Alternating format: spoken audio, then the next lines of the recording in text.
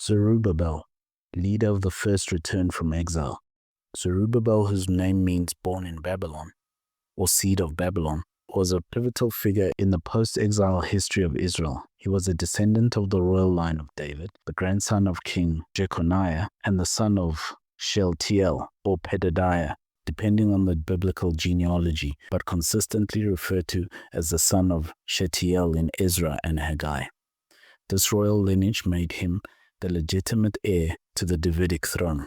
Zerubbabel emerged as a leader of the first major wave of Jewish exiles to return to Jerusalem after King Cyrus of Persia issued a decree in 538 BC allowing the Jews to return and rebuild the temple. He was accompanied by Joshua, the high priest, and together they led over 42,000 exiles, along with their servants and livestock, back to the ruined city. Upon their arrival in Jerusalem, Zerubbabel and Joshua immediately set about re-establishing proper worship. They built an altar and resumed burnt offerings according to the law of Moses, even before the foundations of the temple were laid.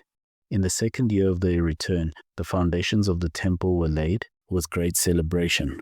Though some of the older people who remembered the glory of Solomon's temple wept at the comparatively humble beginnings. However, the work quickly met with fierce opposition. The local peoples, primarily Samaritans, who had settled the land, offered to help, but Zerubbabel and Joshua rejected their assistance, asserting that the temple was solely for the people of Israel to build. This rejection sparked decades of harassment, discouragement, and political maneuvering that eventually halted the rebuilding of the temple entirely for about 16 years. The work remained stalled until the second year of King Darius Hestapus, around 520 BC. At this point, God raised up two prophets, Haggai and Zechariah, to stir up Zerubbabel and Joshua and the people to resume the work. Haggai directly challenged Zerubbabel, asking, "Is it a time for you yourselves to dwell in your paneled house while the house lies in ruins?" He prophesied that God would be with them if they proceeded with the rebuilding. Encouraged by the prophets and empowered by the Spirit of God, Zerubbabel and Joshua recommenced the work of the temple.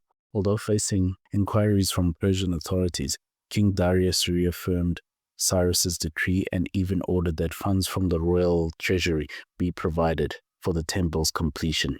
Zerubbabel was a key figure in the completion of the Second Temple. The prophets Haggai and Zechariah spoke directly to him, giving him powerful promises from God.